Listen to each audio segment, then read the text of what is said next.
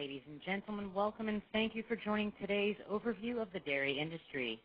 Please note that all participant lines will be muted until the Q&A portion of the presentation. I will provide you with instructions on how to ask a verbal question at that time. You are welcome to submit written questions during the presentation, and these will be addressed during Q&A. Please select the Participants menu at the top of your screen and opt to send notes to all presenters. If you are logged in using the web-based application, use the Notes tab on the bottom right-hand side of your screen and address your question to all moderators. If you require technical assistance, please send a note to all moderators or call the help desk at 888-796-6118. And with that, I'll turn the call over to Liz Clark. Liz, please go ahead. Good morning, everyone. I'm Liz Clark with Professional Development Services Branch, and I'd also like to thank you for joining us today for our overview of the dairy industry webinar. Today our speaker is Dr. Franklyn Garry. Dr. Garry grew up on a dairy farm in upstate New York, and he received his BS and DVM from Cornell University and MS from The Ohio State University. He worked in a dairy practice in upstate New York and then advanced clinical training at the Maximilian University, Munich, Germany, and at The Ohio State University. He is currently a professor at Colorado State University, where he has been in the Department of Clinical Sciences since 1987. Since 1996, he has been the coordinator of the Integrated Livestock Management Program at Colorado State University. This is a multidisciplinary graduate studies program that focuses research and training efforts at problems in cow-calf, feedlot, and dairy agriculture. With this, I will turn it over to Dr. Garry. Well, hi, everybody. I got to admit, this is an unusual thing. It's not common that I would speak with a disembodied audience, but I hope everybody will enjoy what we have to go through here.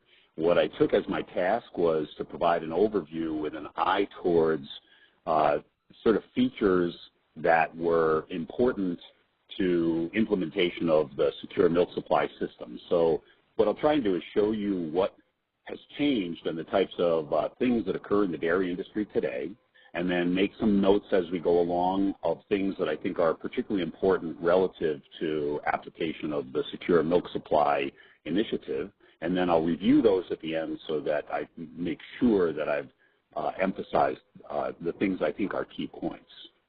The first one is that the dairy industry since the early 1900s, and certainly since about 1950, has undergone continual change, and most of that has been with the application of new technologies and with the response to economic forces that oblige dairy producers, if they want to continue to be profitable, to institute some of these technologies. So if we look back to the early 1900s, these are the types of images that still at some level stay in people's minds as, oh yes, what a beautiful dairy with cows out on pasture and with doughty farmers going along and working hard to produce the milk that we have. And it's a little less obvious to people in the general public that actually a lot of dairies look like this, with much different facilities, with different housing, with different milking systems, with different feeding, and so on. Those are the types of technologies that we've applied that make the dairy industry of the United States incredibly productive, more productive than any other dairy industry in the world. Historically, the dairy as an enterprise was actually a component of a much more diversified type of farming system. Gradually, the dairy industry became its own entity, and so producers became exclusively dairy producers. But even then, a dairy operation was a combination of multiple enterprises that would require growing the feed, storing the feed, applying pastures, managing the fences, raising the calves, growing the heifers, breeding the cows, and milking the cows. So a really complex enterprise. With the development of both technologies and certain types of economic forces, many producers now have begun to specialize into only one or another component of that. So we see the development of milking facilities that basically bring cows onto the farm, milk them, and then when the calves are born, the calves are removed elsewhere. and where a different enterprise grows the feed and stores the feed and then moves it onto the dairy. With that said, one of the key messages that I want to leave you with is the diversity within the dairy industry, because many dairies still look like historical types of operations that do all of these things. Even when you've specialized, however, you will still have the demands to do a very complex enterprise, which means that even if all you have in a particular site is a milking facility, you still need to feed the cows, house them, manage them, breed them, dispose of waste, and so on. So there are a lot of activities that go on in a dairy, and those will have great influence on whether and how an operator can make his operation biosecure and potentially still ship milk in the face of disease incursion. Most of the dairy industry, or historically, was based on a pasture type of operation. And as I will hope to show you, much of that remains true today. On the other hand, we've moved away from that because it's more efficient to harvest feed and bring it to the cows than it is to have the cows go out and forage on their own. The dairy industry sort of collectively has been pretty upbeat in adopting new technology. Obviously, that's not true for every single producer, and there are the early adopters and the later adopters. But starting back in the mid-50s, for example, we started applying new techniques for genetics and reproduction. Housing systems changed primarily from the 60s into the 70s. Nutrition programs with the development of total mixed rations were changing probably in the 70s into the 80s.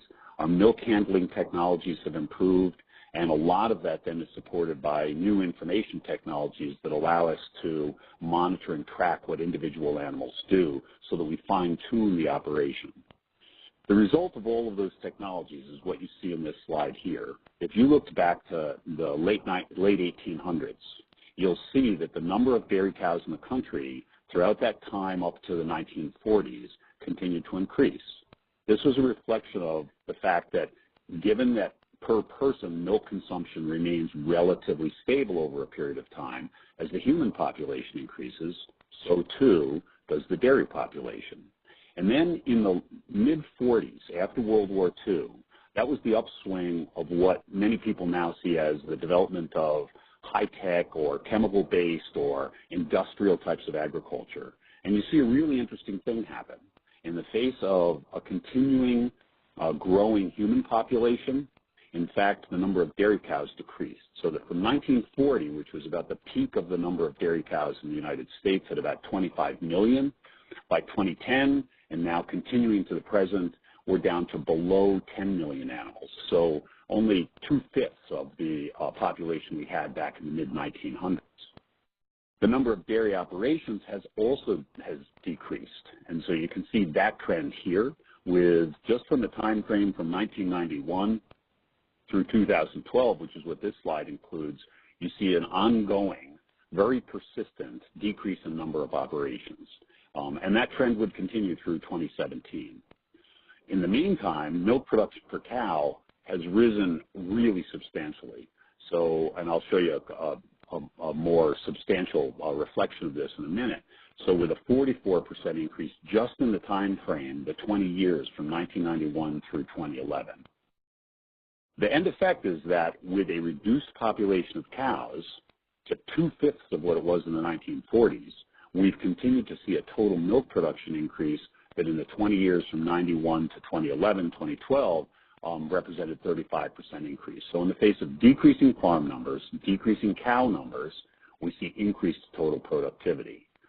And while that's been going on, we've seen both, concentration of where the dairies are and consolidation of dairies so that they become larger.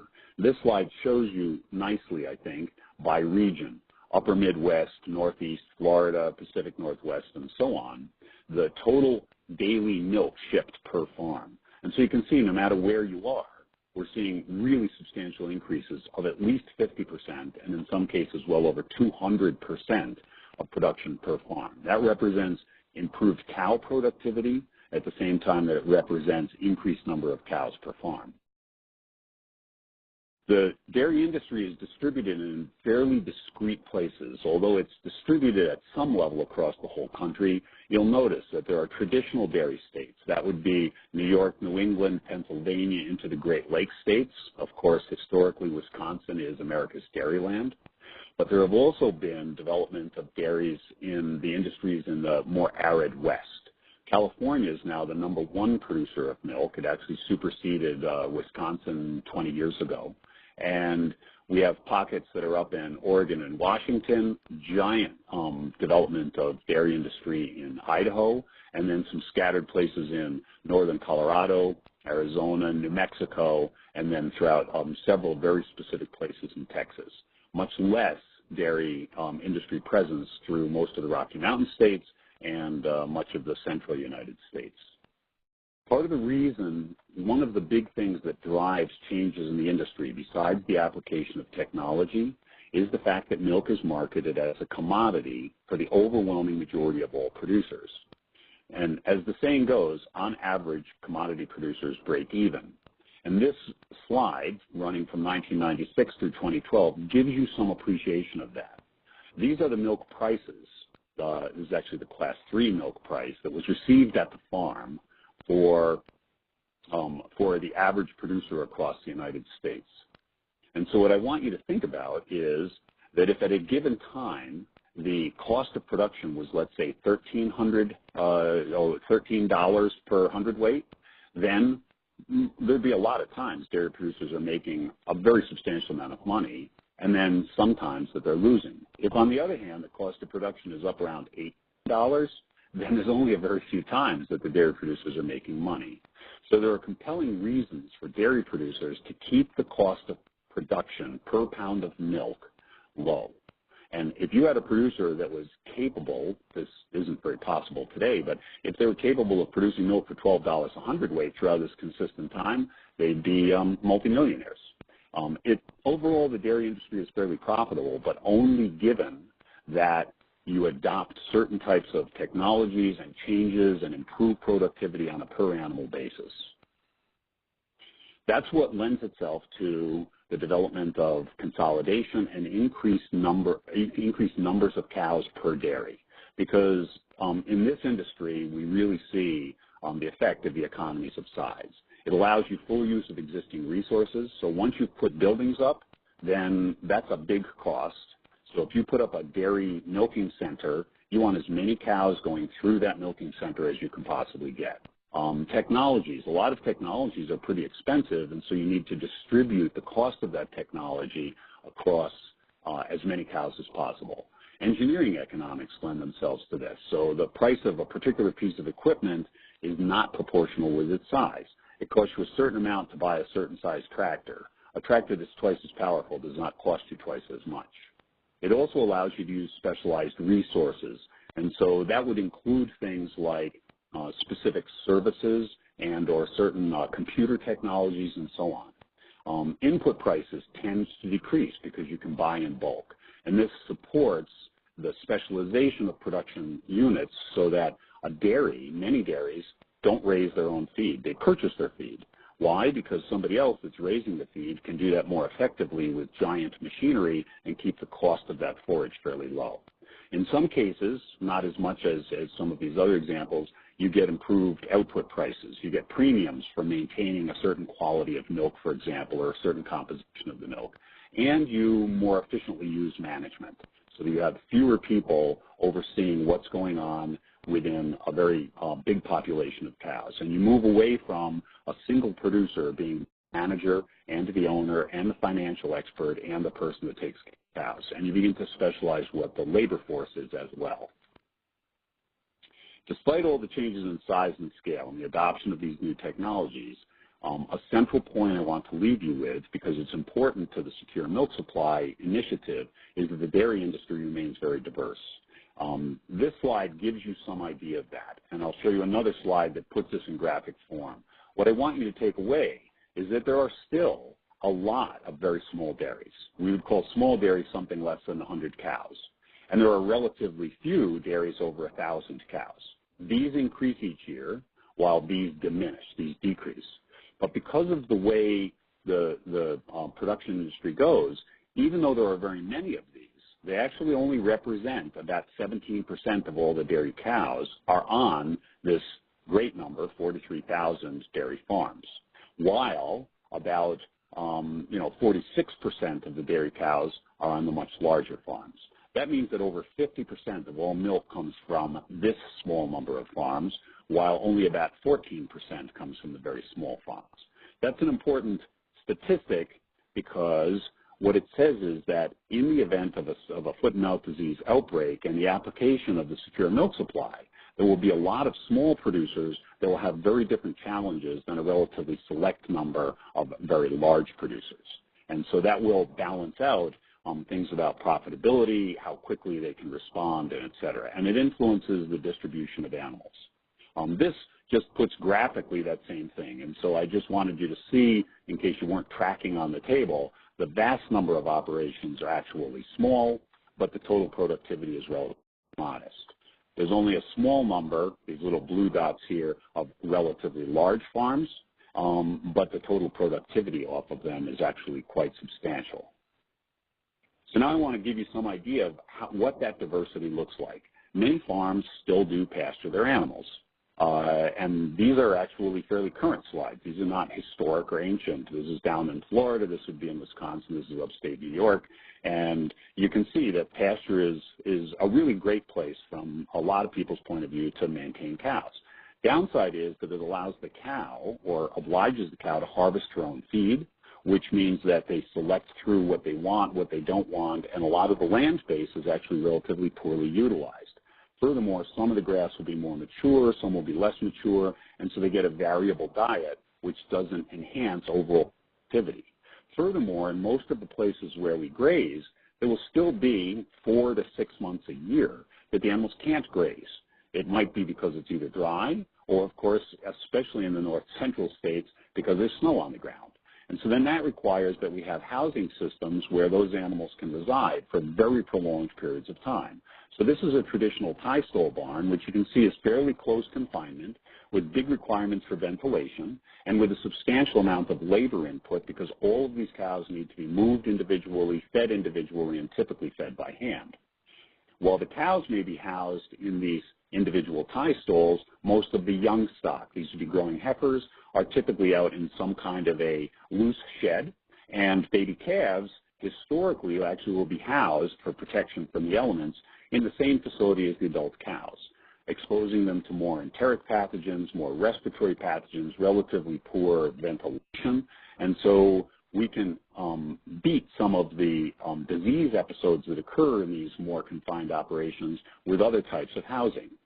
In the western states, because pasturing was never very big, most of the big western dairies were typically put in dry lots.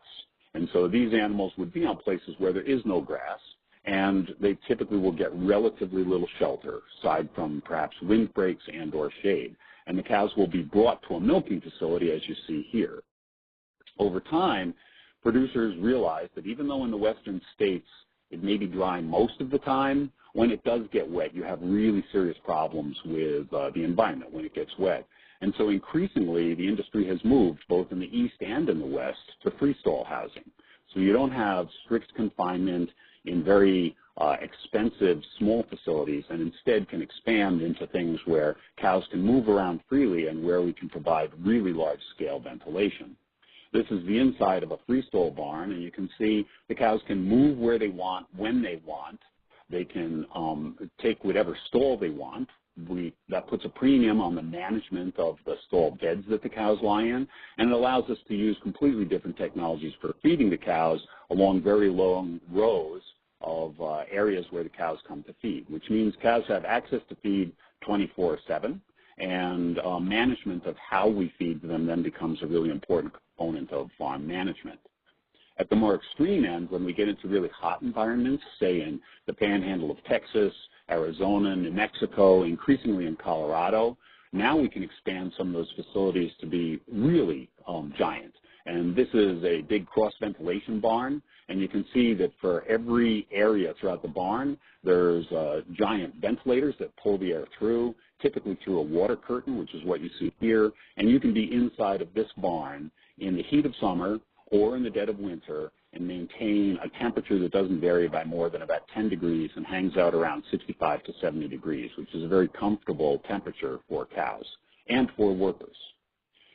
To give you an idea of the balance of what number of operations fit different categories, we've broken them down here based on the NOMS 2014 dairy study into conventional, where the majority of feed is brought to the cows, versus grazing, versus a combination of conventional and grazing.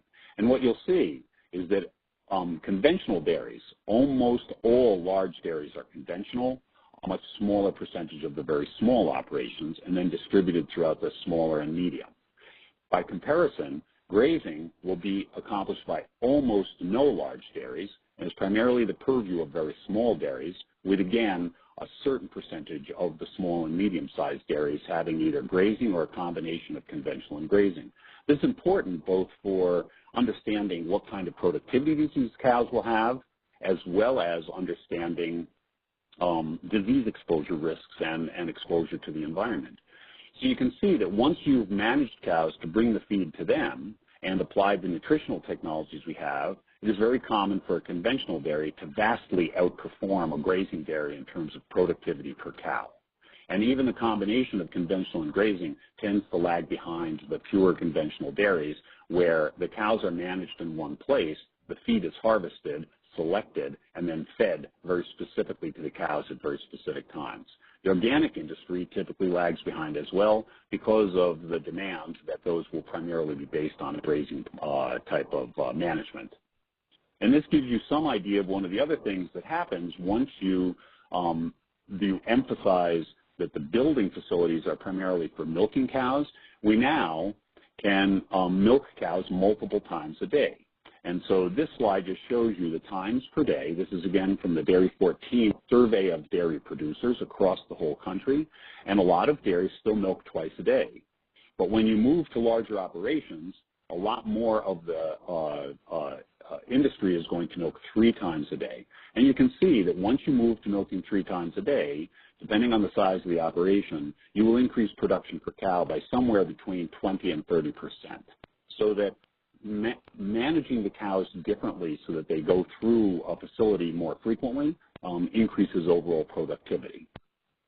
The calves, in the meantime, which traditionally have been housed associated with the facility that the cows are managed in, will typically be constrained in fairly small facilities. Back in the 1970s into the 80s, individual housing outside of calves became popular, either in tethered facilities like you see here with these hutches, or potentially in fenced facilities, caged facilities like you see here in this dairy. In the northeast and north central states, because the weather can be so rugged, increasing numbers of producers are now going to housing for calves where they're group housed, which has both social advantages as well as space advantages, and also keeps them from being out in the elements during really inclement weather. That then facilitates the development of new feeding systems for calves. And so this would be examples of a group housing setting that allows us to then do ad-lib feeding with automated machinery, which decreases the labor input and increases the frequency with which baby calves access milk or milk product, as we put here.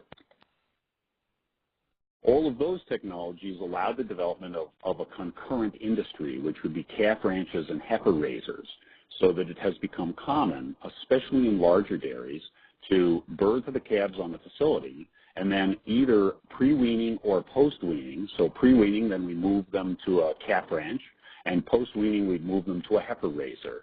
And so these people will then manage and grow all the heifers, typically through breeding, until the time that they're getting close to being first calf heifers, and then they'll be moved back to an operation. This gives you some idea, again, from 2014 dairy study data, of the percentage of operations by the source of dairy replacement heifers on hand at the time of the survey.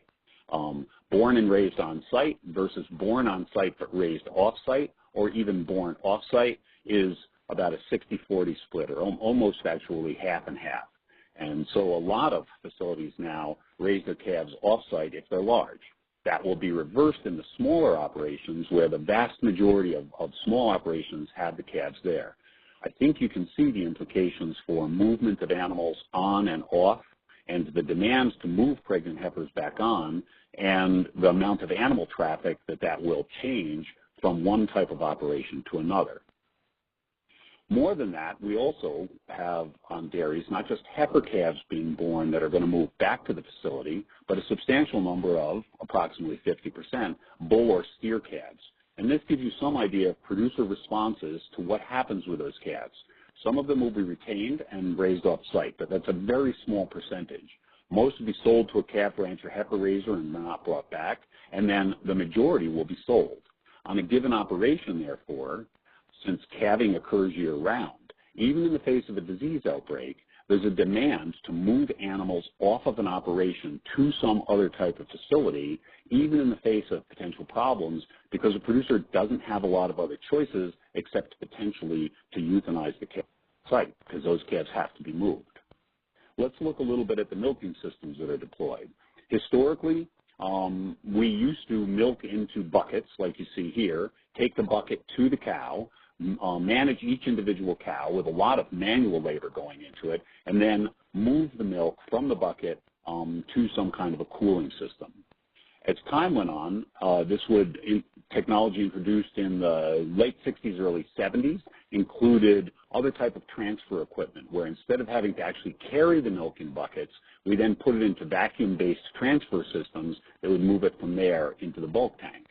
And that evolved into true pipeline milking systems where we don't have a bucket milker at all anymore. The milk goes through a tube as it's removed from the cow and then moves into a vacuum line that would be shown here, and that vacuum line then takes it to the bulk tank where it'll be chilled. The development of this required the ability to really satisfactorily clean these without ever moving them or taking them apart very, very infrequently. That's clean-in-place technology. And the development of those kind of systems then allowed the development of pipeline systems in milking parlors, so that we now have a discrete facility with a lot less milking equipment per cow, and we bring the cows to the facility. And so they'll enter into either a herringbone parlor where they stand catty-cornered to the people in the pit. Here's somebody milking a cow, or parallel systems where the cows stand directly facing away from the person doing the milking. Those have evolved and really have become the norm in virtually any large dairy, and in fact even some of the smaller dairies down through several hundred cows on an operation. It's archaic and very infrequently done that we would actually do all the manual labor that would require taking machines to cows on any dairy over probably about 60 cows, so very small operations.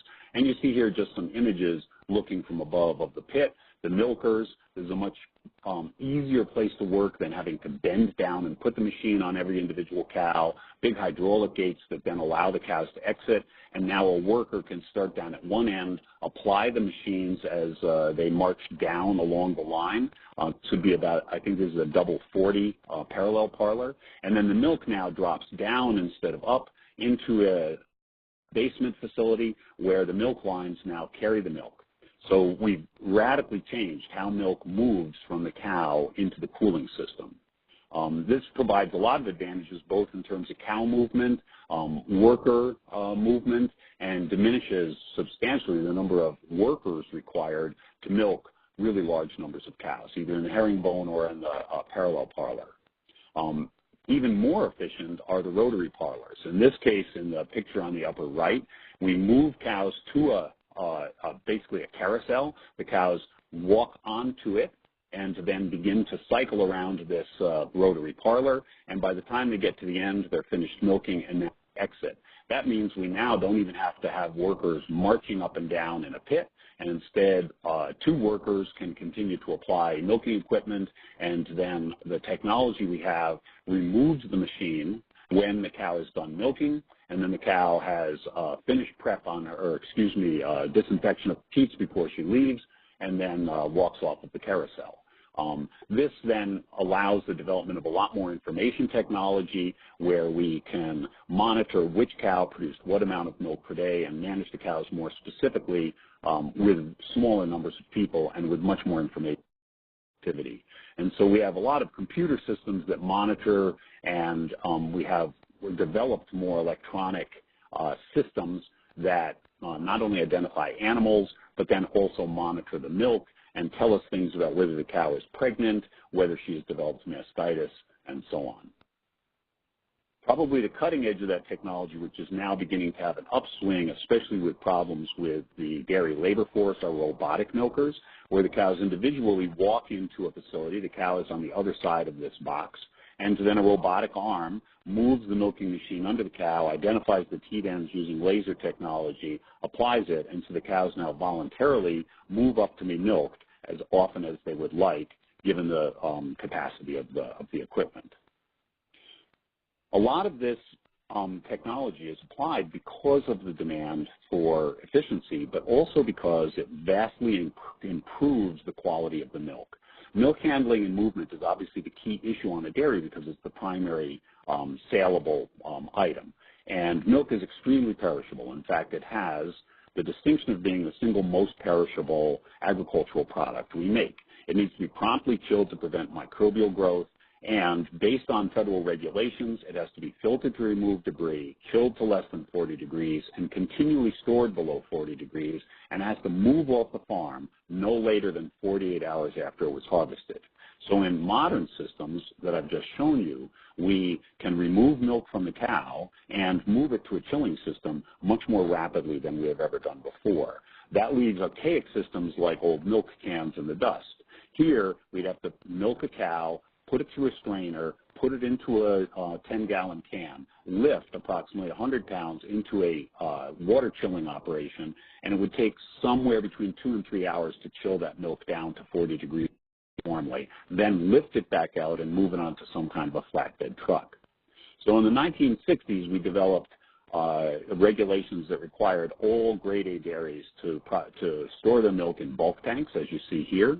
And with the advent of better chilling technologies, we now move the milk through pipelines, through plate chillers that are somewhere around 80 to 90% more efficient in the heat energy and heat water at the same time that they're chilling the milk, and then move it through that and into one of these big bulk tanks. And typically we can get milk down below 40 degrees within about 2 minutes of the time it leaves the teat end of the cow.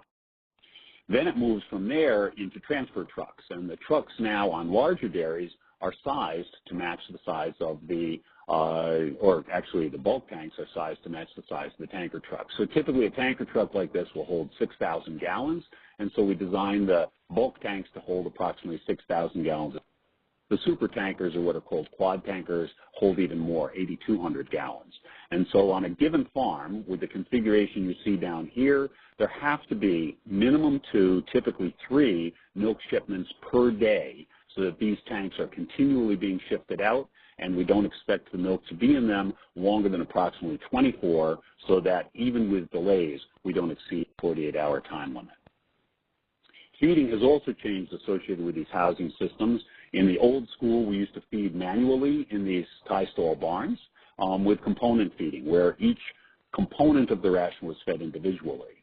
Now we've moved with these larger farms to using total mixed rations, which are mixed in these large mixer wagons. And then because of the design of facilities, we can move through and feed cows in large numbers in very short time with much less labor and with way more fine-tuned nutrition. That allows us then to store vast quantities of feed. And from a biosecurity point of view, this adds other nuances. Much of this feed, which has formerly been stored inside of closed facilities like upright silos, is now stored outside, and whether it's big hay bales or whether it's silage pits, it's harvested by really large machines in very short periods of time to optimize the nutritional quality of the feed and the storage quality. On the other hand, it also means that there's a tremendous amount of feed movement on farms. We also feed commodity feeds. There's typically cereal grain-based additions to the diet. And so you can imagine that in a large dairy, we have shipments of commodity feeds that will occur daily to weekly, and we have shipments of hay back and forth from off-site to on-site of the farm, or from the harvesting place to other storage facilities and then onto the farm, again, multiple times per day. It also influences how we feed the cows their exposure to wildlife. So in the more modest-sized dairies that still follow grazing, we now have the opportunity, even when we can close the facility, but we have the opportunity for tremendous amounts of interaction with wildlife throughout ecosystems. In confined dairies, we can minimize that type, but now we have so much exposed feed that virtually no dairy goes without the headache of birds moving back and forth, and then also trying to capture some of the same feed energy that we're trying to feed to the cows.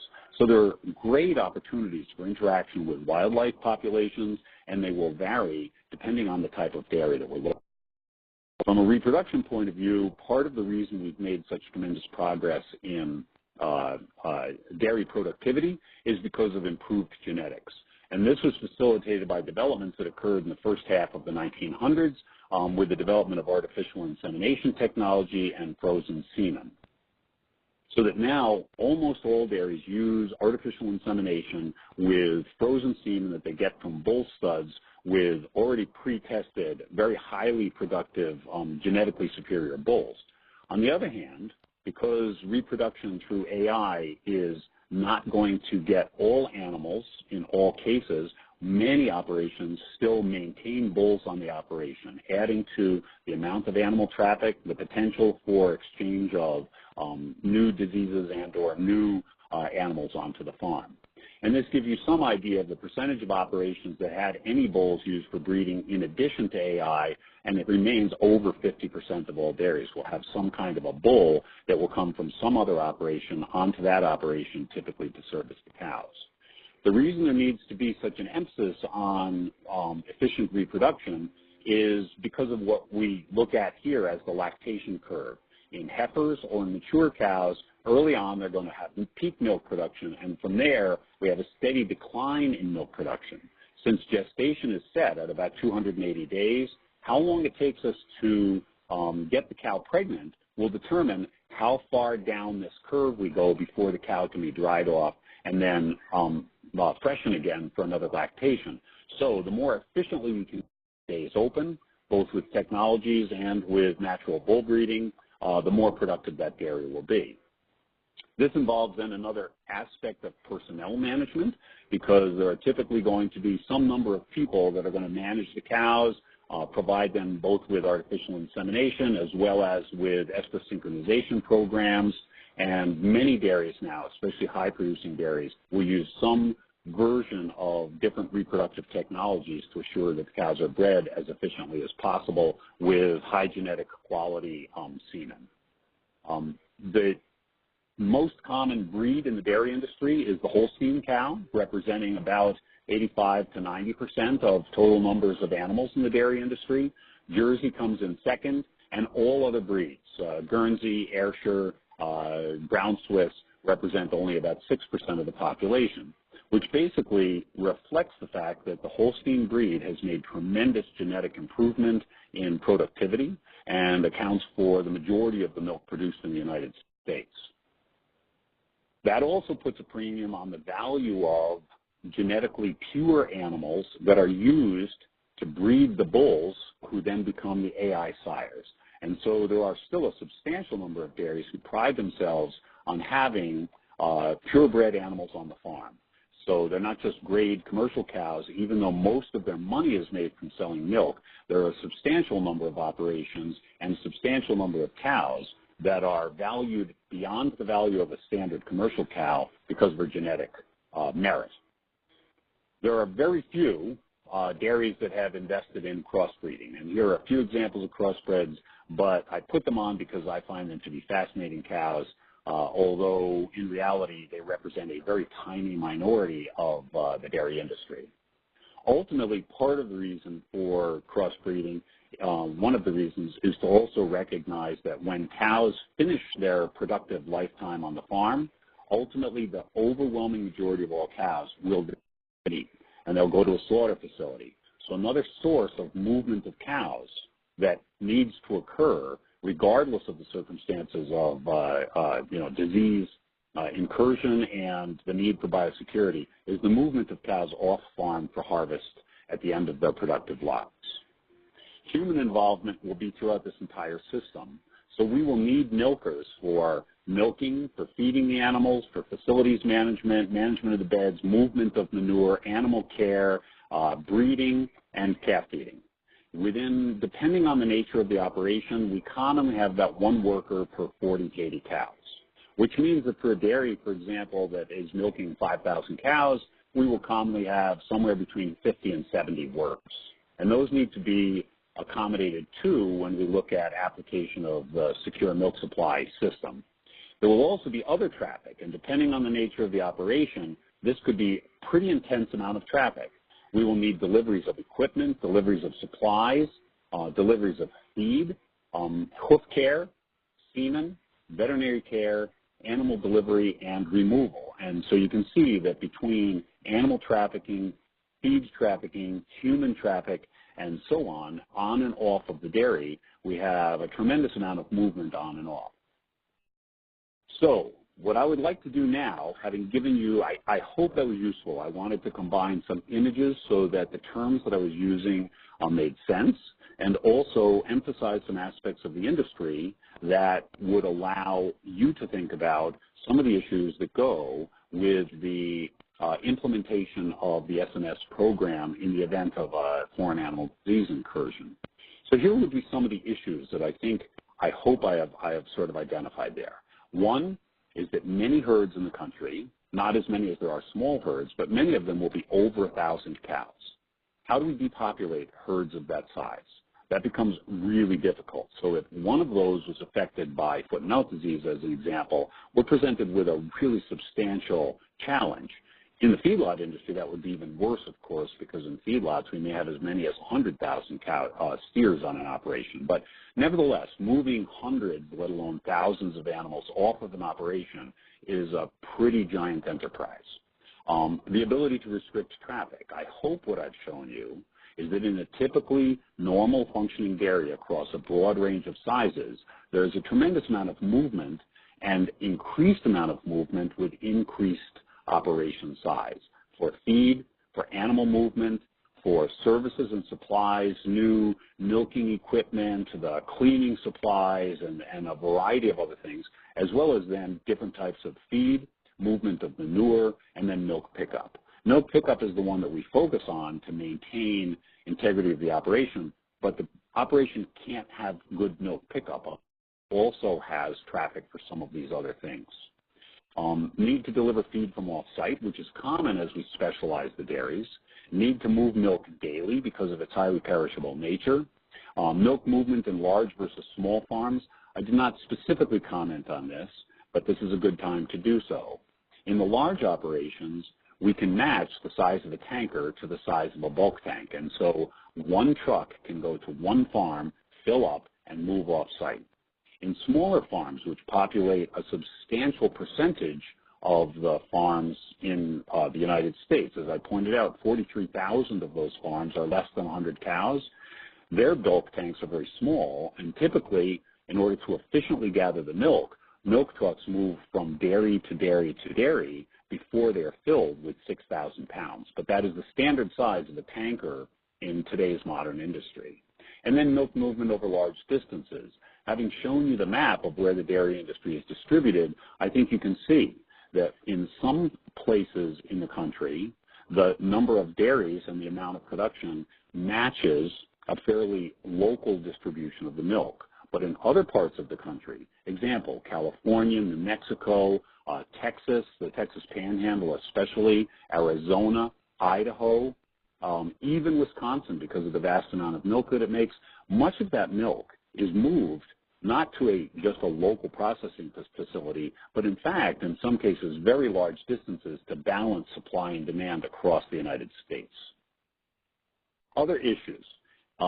Animal movement on and off the farm, which is obligatory. We have to move off cull cows. We have to move off bull calves. We have to move on heifers. We have to move off heifers to grow them. And if a facility is set up such that it raises heifers off-site, it would be a really difficult thing to all of a sudden change that and start raising all the heifers on-site. And there won't be housing and there won't be systems in place to feed those animals, grow those animals, house the animals, et cetera.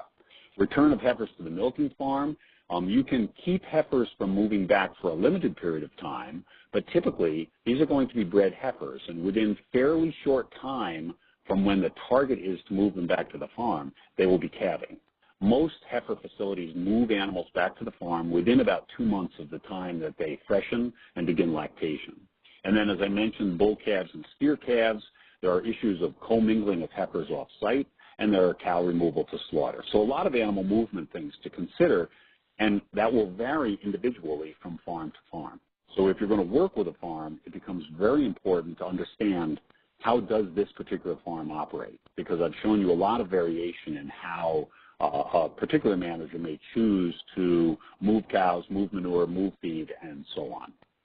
Another big issue is, of course, the workers. One aspect of that is just the number of people. And we diminish the number of people per cow or increase the number of cows per worker, therefore decreasing the number of workers on a large-scale operation. Nevertheless, in a dairy over 1,000 to 2,000 cows, you have a lot of people required to do all of the jobs that are required there. So we've got movement to and from, disinfection, movement of their automobiles and clothing, and so on.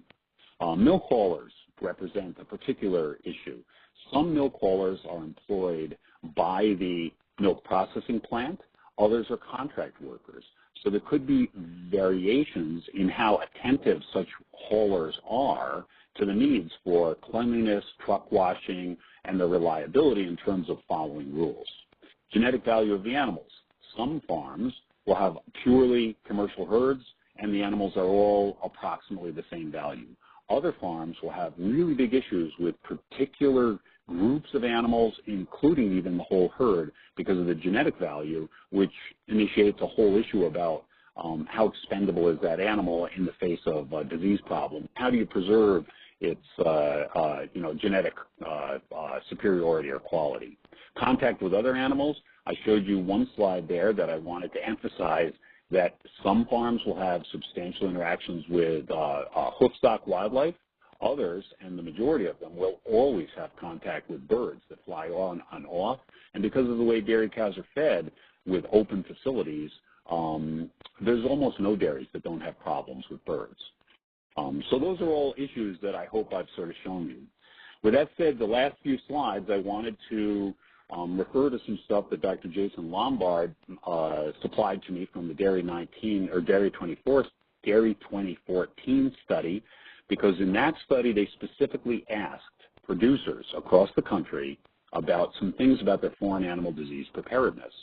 What this slide will show you is the response, and I'm going to point out all operations for their current level of biosecurity relative to incursion of a disease. This represents 14% of operations have a sign at the operation indicating no entry without permission. Only 1.6% of all producers actually keep records and keep track of who enters, who leaves, and when. So it's a substantial challenge to all of a sudden change that culture.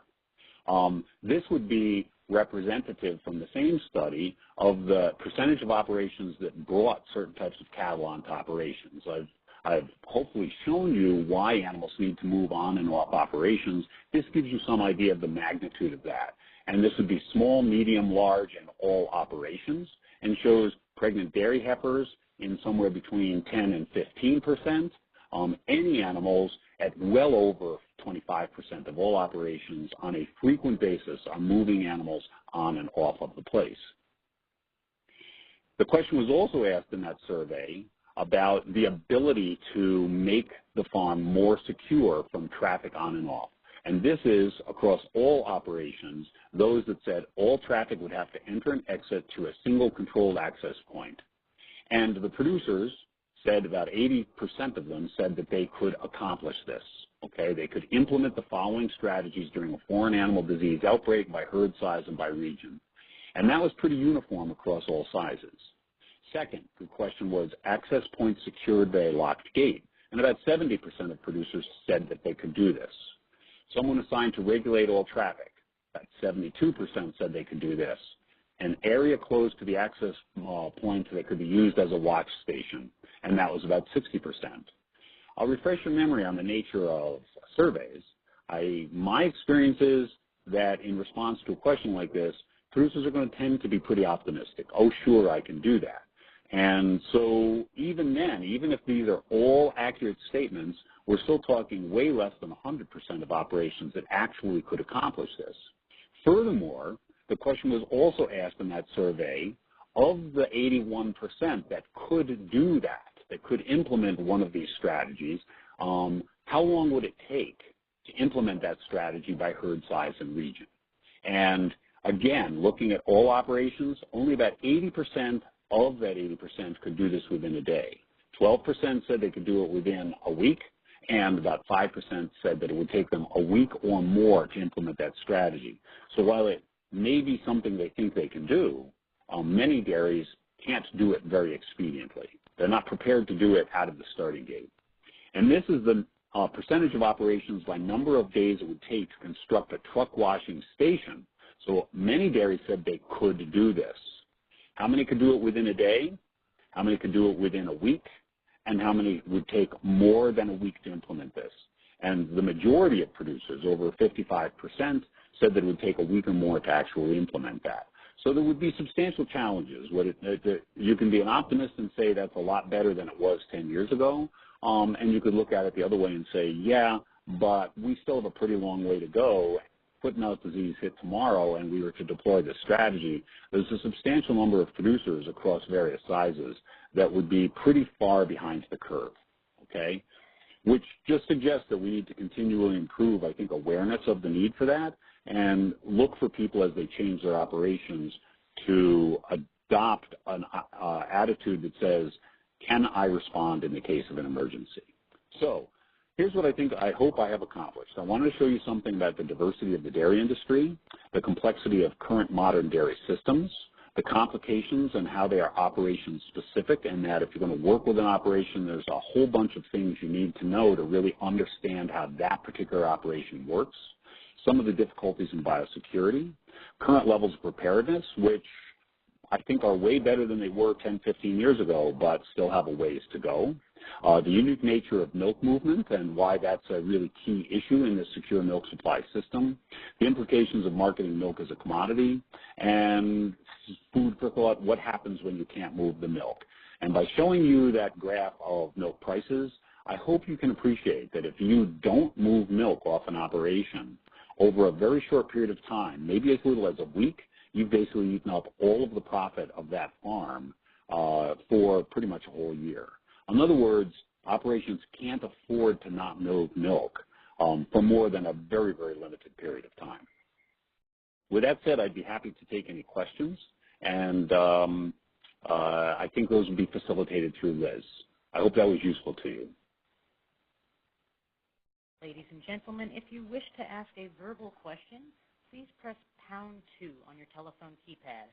Voice over computer users, select the raise hand emoticon from the top toolbar. You will receive a notification when your line is unmuted, and at that time, please state your name and question.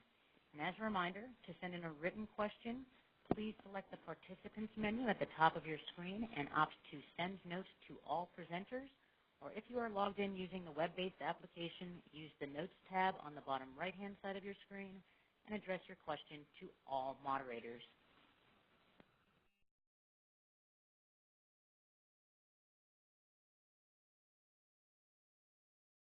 So I don't have a question, but I have a comment that says, great presentation and thanks. And another one that says, thank you for that overview. So that's great. Well, thank you. I was hoping it would be fun. I think it was very interesting. I found it very interesting, so.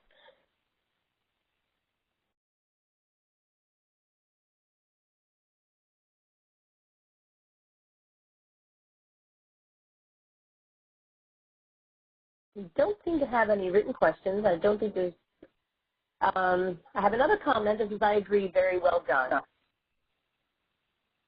Oh, well, I really appreciate that. Yeah, it's such a complex industry when you really get down to the details, and it's a great industry to work with because it's just changing all the time, and it's really fun to see how people respond to the application of new technologies and new opportunities, and it's a great industry to work with. I do have a couple more written questions. What is the best way to increase awareness? Well, I think that's what I don't have a great answer to that, but I will comment that I think what we're looking is networks of people, and I'll be master of the obvious here. The biggest way to increase awareness is for some emergency event to take place. It's a human nature thing, and so just looking recently at this last summer, people get a lot more aware of the need to have emergency preparedness when, you know, half the people in Houston get flooded out, and Florida gets its hiney kicked, and Puerto Rico gets wiped out. I think those kind of things, when you look back at the outbreak of foot and mouth disease in the UK, that really stimulated a lot more interest. That's a tragic thing. It takes that much. But I think if we use those reference points, then my sense is that the best way to do it is to have a shared approach that combines not just VMOs, but also dairy cooperatives, dairy producer organizations, and getting a few key people in each of them who really understand how important it is to be prepared, and then share that experience so that it increases the penetration into the industry for those people who otherwise aren't paying attention. So at a certain level, I would take advantage when bad things do happen, use those as teachable moments. And then beyond that, see if we can really develop a good collaboration. And I think the SMS program has really done a phenomenal job of that. We are so much further ahead today than we were 15 years ago, for example, that I think you have a lot to be proud of. I have another written question. What is the most obvious mitigation that most dairies can accomplish? Well, the one that we focus on, of course, is limiting traffic. And when I hear mitigation, I'm thinking what that means is that if a foreign animal disease problem occurs and you have an individual dairy that is not at the present time identified as infected, well then limiting traffic on and off probably is the single most important thing. I hope what I showed in the webinar is that, however, is not a guarantee because there's so much other interaction, and because some of these dairies, by the way they're designed, are obliged to have animals outside, feed exposed, potential for wildlife coming on, and so on. Long term, but I just don't see this happening in any near term, is to maintain closed dairies. I think decreasing animal traffic on and off, we move animals flagrantly, meaning, we commingle them here, we buy them from some other place, we don't check into what the disease status was, and so there's a tremendous amount of both animal and feed movement over pretty long distances with almost no oversight.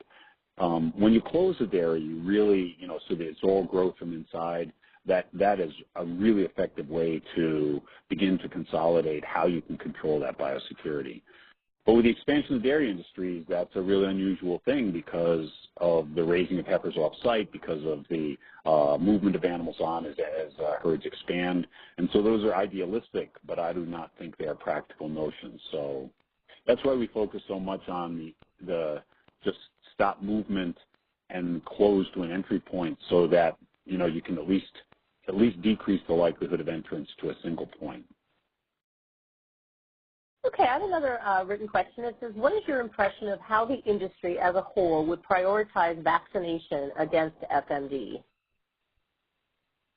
I think dairy producers, I'm not sure if that question, so I'm just thinking about the origin of the question. I'm sure the caller knows, or the writer knows, that right now we don't have vaccines that we would be deploying across the whole industry, and that unless we have one that is differentiatable from natural infection, that it becomes a very complicated thing to vaccinate the animals. So virtually all countries that do not have foot and mouth disease don't vaccinate. The downside is it leaves the animal population very susceptible. The upside is it means you can document that you have a clean population. So until we have better vaccines and they have longer shelf life and so on, you're talking about a very expensive enterprise for relatively little return and decreasing the ability to scrutinize whether an animal's infected if we were to vaccinate. So that whole issue of vaccination is in my mind, very complex. If on the other hand, you overcame those problems. Let's say you had a DIVA vaccine, differentiated infectious from, vaccinated animals. If you had that, my experience is that dairy producers love to use vaccines. If they think that's the best way to prevent the disease, then they're pretty happy to vaccinate. So if we had such a vaccine and you offered it to a dairy producer and said, would you be willing to use this, I think adoption rates would be extremely high. I'm not sure if that answered the question, but I hope that was sort of what the question was looking for. Okay, with another question. What do you attribute to the large swings in milk prices over the 20-year period that you showed? It's supply and demand. I mean, it actually is that. But the good and the bad of commodity production, one of the things about commodity production is you have an undifferentiated product that everybody is producing more or less exactly the same thing. And you can't control as an individual producer how the market will respond, because since every other producer is making exactly the same thing you are, any variations in total production compared with variations in consumption or utilization are going to affect the entire market. And so when the market is really favorable, in aggregate, dairy producers will begin to increase production, and it doesn't take long before supply exceeds demand and milk prices plummet. And then once they've plummeted, then all of a sudden everybody doesn't have as much as they want and becomes a more precious commodity. And so what you really see there is that accordion effect of a really large-scale, aggregate marketing system. The second component to that, which is currently operative, is that our domestic demand is reasonably consistent. It gradually moves, but it doesn't tend to go through wide swings. It has some seasonal variations, but they're not extreme. And so the wild card then is export. And for the dairy industry to grow, we need to export more product. And then that has a tremendous effect, because very small changes against a stable domestic consumption, very small changes in the outlet of exports make a big difference in the supply-demand curve. Within our overall industry, even 1 or 2% changes in supply versus demand have really substantial effects on the milk price.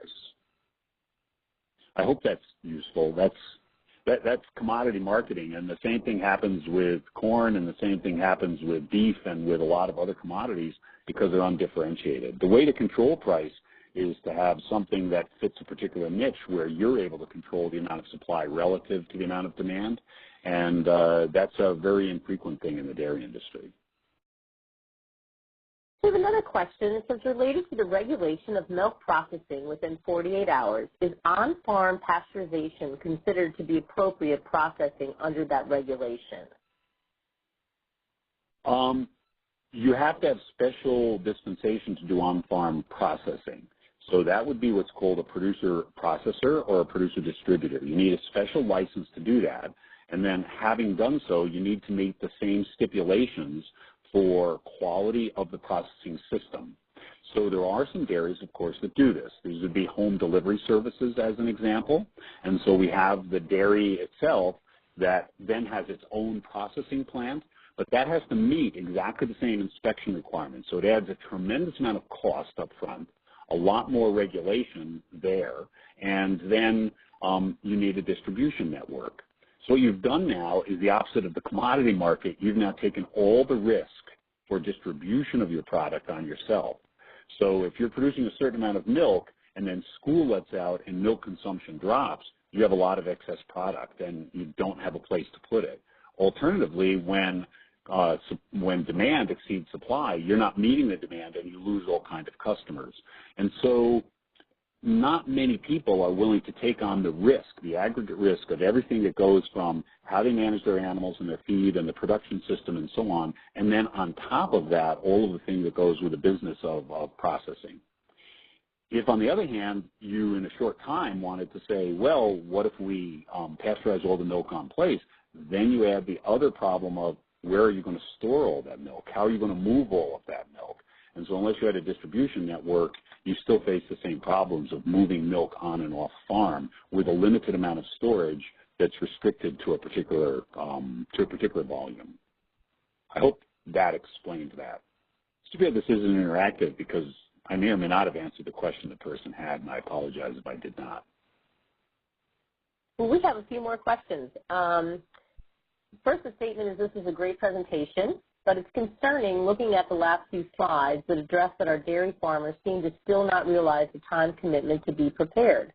Would it be possible for you or someone to summarize your last few slides into an article that could go to Hoard's Dairymen for an informational article? Actually, I can't say that that particular one has been targeted, but my colleague, Jason Lombard, who is the commodity specialist at USDA via the NOMS system, who oversees all of that, he works really hard to make sure that almost any of those, I'll call them factoids, the different subject areas, get publicized in a bunch of different ways. I do not know whether that particular one is targeted for distribution at the producer level, but I can certainly have that conversation with him. We do a lot of that, though. I think you've probably, if you watch the producer magazines, and Jason deserves the bulk of the credit for that, for making sure that it's then brought to producers as a component of what the study showed about their industry. So we can look at that. That's a really good idea. Yeah, that would be great. There's a comment that came from someone that said all of the vaccines that would be used by APHIS VS would be DIVA capable. Just to make sure that was clear. Oh, okay. Because Yep. I didn't know that, and I don't know where that technology is. I knew they were working on it, and I knew they were supposed to be able to deploy it, but I didn't know that that was now accessible at the commercial scale. I don't know that. So if that's true, that's cool. And the next question is, what is the fastest growing dairy state currently? Are dairy operations moving from states like California due to drought, land price, or regulatory pressure? Could you repeat that? I think I understood it. So what is the fastest growing dairy state currently is the first question. And then are dairy operations moving from states like California due to drought, land price, or regulatory pressure? Oh, yeah, absolutely. The dairy industry is fascinating in the where things move from to. So the dairy industry in California really grew substantially in the, I think probably the time frame I could bracket as 60s to 90s, all right? And so it superseded Wisconsin. So that was a growing industry because they had a lot of the right resources. And then if you looked probably from the 90s through now, it either stabilized and is actually beginning to diminish because of exactly those forces, regulatory, environmental issues, and then, of course, more recently, really big water issues. So a lot of California producers close shop, capture the value of their land and their operation, and move someplace else. So the big areas of growth over recent times have been Idaho, Colorado, New Mexico, Arizona. And a big reason for those changes has been that our environment here normally year in, year out leads to lower feed prices because of the high quality forage that can be produced in some reasonable area. Land prices tend to be low. The housing requirements are very modest because, environment is not very inclement. And so the big areas of growth have been Panhandle of Texas, Arizona, New Mexico, Colorado, because we put in a big cheese plant. Colorado has grown 50% in the last 5 years, and Idaho. But then those will shift again because, as water or other resources become more problematic, then there will be another shift. Currently, the initiatives in Wisconsin, my understanding, have been very successful, and their increases in production are really substantial. And the state's way behind it because they really like the dairy industry, and so they are facilitating increased size of operation and so on. So I think, and it diminishes in other places where, let's say, Florida has been on a stable to declining, and much of the Midwest has been stable to declining as compared with the growth in those more arid states, and then now the northern part, including Wisconsin. I'm sure given another 10 years, and those shifts will move again. Okay, I'm going to take the last question since we're over our hour webinar. It says, risk of off-site calf raising, given TB risk, other issues with disease, what would the break point be to begin to see changes in calf management? Movement back to more local rearing with prior pasteurization of fed milk, et cetera? Geez, it's hard for me to critique that because the variation in calf raises is pretty high. There's a lot of stuff that's done as contract raising, and he retains ownership of his calves and just moves them someplace, so they're not all that terribly far away. And it's also hard for me to really answer that because there are a bunch of places that take what we call wet calves, so bottle-fed calves. Other operations won't take calves until they're post-weaning. So there's a tremendous diversity, and it's unclear to me how I would best answer that in terms of what it takes to change that. The heifer raisers are very responsive to cost, and they're very responsive to animal health. And I think they've really changed their operations substantially, and there's now a whole organization that's called the Calf and Heifer, Dairy Calf and Heifer Association, DCHA, and they've really done a great job of implementing improved standards, really substantial improvements in nutrition, improvements in the demand for good prior colostral acquisition by the calves before they come to the operation. I would say that they're a very progressive industry and are continually and are pretty impressive in their responsiveness to both market forces as well as improving biosecurity. So I think they'd be very responsive if there's a particular stimulus that they need to respond to. Okay. Well, thanks very much. We don't have any other written questions, and I do not believe we have any other verbal questions. There are no verbal questions at this time. Great. Okay. So thanks again for everyone attending today's webinar. I just want to let everyone know that we do have another webinar coming up. It'll be held on November 14th, and the topic is National Biosecurity Webinar on how California is implementing the Secure Food Supply Program. I hope everybody has a great rest of your day. Thanks very much. Thank you to our presenter, and thank you for joining today's conference. The session has now concluded, and you may disconnect.